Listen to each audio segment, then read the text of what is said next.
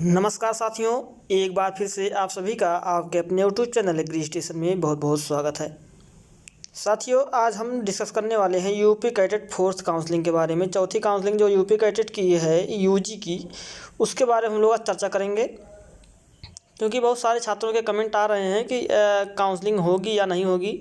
जो क्वेश्चन आप सभी के हैं वो उन सभी क्वेश्चनों को आज हम लोग डिस्कस करेंगे, एक एक करके आपके सारे डाउट क्लियर करेंगे। इसलिए वीडियो में लास्ट तक बने रहें, और अगर चैनल पर नए हैं तो चैनल को सब्सक्राइब कर लें, बेल आइकन को प्रेस कर लें, जिससे जो भी नोटिफिकेशन हमारे वीडियो का जाए वो सबसे पहले आप तक पहुँचे। चलिए आज का वीडियो स्टार्ट करते हैं। सबसे पहले दोस्तों हम लोग बात करेंगे चौथी काउंसलिंग होगी या नहीं होगी।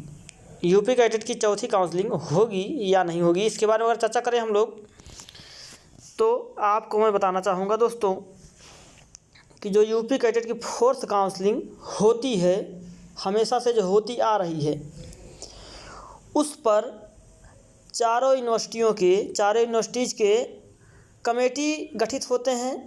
कमेटी बनती है, कमेटी बैठती है, और चारों यूनिवर्सिटी के बीसी रजिस्ट्रार आपस में सामंजस्य बैठाते हैं, और जब सभी की सहमति होती है, चारों यूनिवर्सिटी की सहमति जब होती है, तो चौथी काउंसलिंग कराई जाती है। कहने का मतलब ये है कि चारों यूनिवर्सिटीज़ अपने अपने ब्यौराज देखते हैं। जो जितनी सीटें हर यूनिवर्सिटी में हैं, वो अपने अपनी सीटों को देखते हैं कि हमारी कितनी सीटें भरी गई हैं और कितनी सीटें हमारी यूनिवर्सिटीज़ में खाली हैं। अगर ज़्यादा संख्या में सीटें खाली होती हैं तो फोर्स काउंसलिंग कराते हैं, नहीं खाली होती है तो फोर्स काउंसलिंग नहीं कराई जाती। अभी तक ऐसा नहीं हुआ है, हमेशा फोर्स काउंसलिंग कराई गई है। लेकिन इस कोरोना काल में फोर्स काउंसलिंग होगी या नहीं होगी, इसके बारे में अगर चर्चा करें हम लोग, तो आपको हमने बता दिया कि चारों यूनिवर्सिटीज़ के जो बीसी और रजिस्ट्रार हैं, ये सब आपस में मीटिंग गठित करेंगे, और मीटिंग गठित करने के बाद वो लोग आपस में डिस्कस करेंगे, और फिर उसका निर्णय लिया जाएगा फोर्स काउंसलिंग होगी कि नहीं होगी।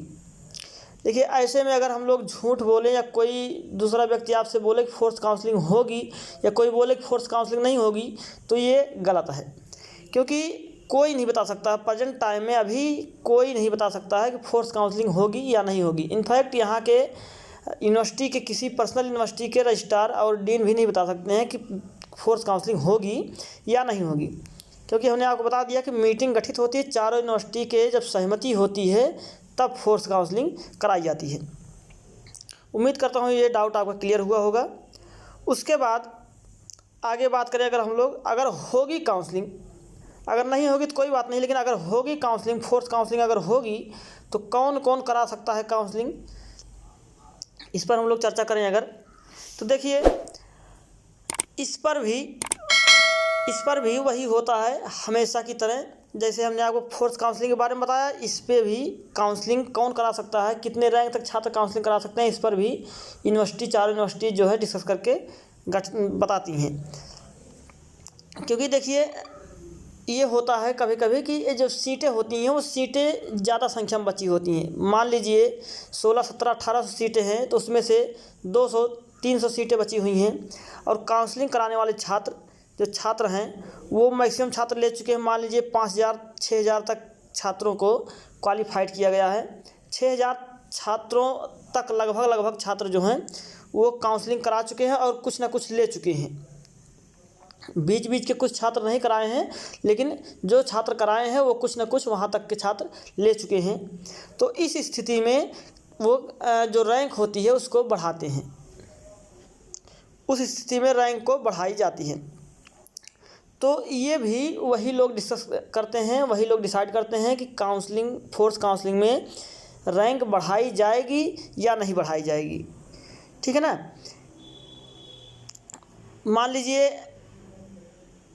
5700 रैंक तक इस बार क्वालिफाइड किया गया है, और जो पेड सीट की संख्या है वो नहीं फिल की गई है। जो पेड सीटें हैं उनको नहीं लिया गया है। मान लीजिए एससी कैटेगरी के छात्र जो हैं वो पेड सीट नहीं ले पाए हैं, तो ऐसी स्थिति में फिर फोर्स काउंसलिंग में रैंक को बढ़ा दिया जाता है एससी कैटेगरी के, जिससे मान लीजिए कि वो एससी ओबीसी कोई भी हो, उसकी रैंक को बढ़ा दिया जाता है कि हो सकता है भाई ऊपर वाला जो व्यक्ति है, जो लड़का नॉट क्वालिफाइड है, 5700 कोई ऊपर वाला व्यक्ति है जो स्टूडेंट है, वो फोर्स काउंसलिंग में पेड सीट को फिल कर दे।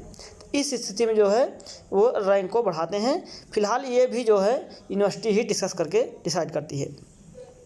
अब हम लोग अगला पॉइंट डिस्कस करें अगर कि कब तक हो सकती है काउंसलिंग, कब तक हो सकती है, अगर इसके बारे में हम चर्चा करें तो देखिए काउंसलिंग अगर होगी तो ये मान चलिए आप कि आप ये मान चलिए कि